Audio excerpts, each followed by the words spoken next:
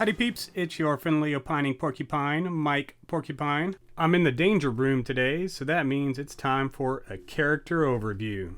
And today's character is Ilhan Omar, aka the Pirate. Ilhan Omar makes her first appearance in the 2018 midterm elections for the state of Minnesota, although she did make a previous appearance in the 2016 Minnesota state election. Her origin story is a little bit different than most other characters we see in politics. Omar was born in Mogadishu, Somalia, when as a child she escaped war in Somalia and spent 4 years in a refugee camp in Kenya. She arrived in New York as an asylum seeker and became a U.S. citizen in 2000 when she was 17. There are various alternate theories of how she became a U.S. citizen, and some in alternate universes involve her brother. But nothing's been confirmed, and that brother-family relationship seems to be shrouded in speculation and mystery. Known aliases for Ilhan Omar include the Pirate and another DCWOC, or Democratic Congresswoman of Color. Group affiliations for Ilhan Omar include the Democratic Party, the Democratic Socialist of America, and of course the Squad, or as I like to call them, the Social Justice League.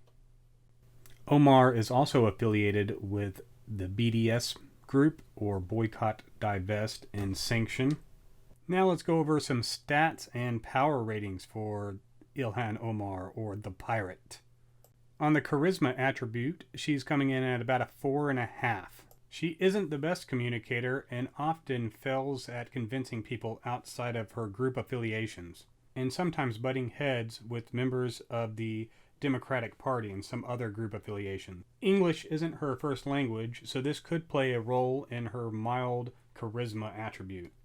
She comes in at an impressive 8.5 in the Power Index for intersectionality. Ilhan Omar is a POC, a woman, and an immigrant. However, she is also cisgendered heteronormative. On the intelligence power ranking, Ilhan Omar comes in at a 3.5. What Ilhan Omar lacks in intelligence, she makes up in durability, coming in at a 5.5. She appears to withstand most political faux pas, but often stumbles and is forced to make several clarifying statements. Her wokeness power ranking comes in at a whopping 9. Ilhan Omar appears to understand the oppression of every single minority group, except, of course, perhaps the Jewish community. Now let's talk about her powers and abilities. Ilhan Omar possesses the power of edict and judgment. This power works like a combination of Ghost Rider's Penance Stare and Wonder Woman's Lasso, along with precognition. Omar is able to determine the true intentions of her adversaries, as well as determine exactly where their loyalties lie. Edict and judgment is so powerful, it can not only be used on individuals, but whole groups of people. Omar demonstrated this power recently when she was able to uncover the dual loyalty of many of her fellow members of Congress. Almost like uncovering a Hydra plot to take over the world utilizing various political action committees. Another power Omar possesses is the ability of simplify.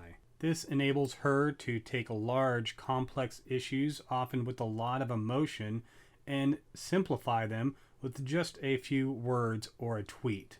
This was used most notably when she took the events of 9/11 and simply categorized them as follows. CARE was founded after 9/11 because they recognized that some people did something and that all of us were starting to lose access to our civil liberties. Another notable power Ilhan Omar possesses is the power of taunt. This was most recently used on her arch nemesis Trump. Representative Omar, Somalia. Omar left Al Qaeda. That's our enemy. Omar Omar's taunt ability is so strong, she can use it on entire crowds of people.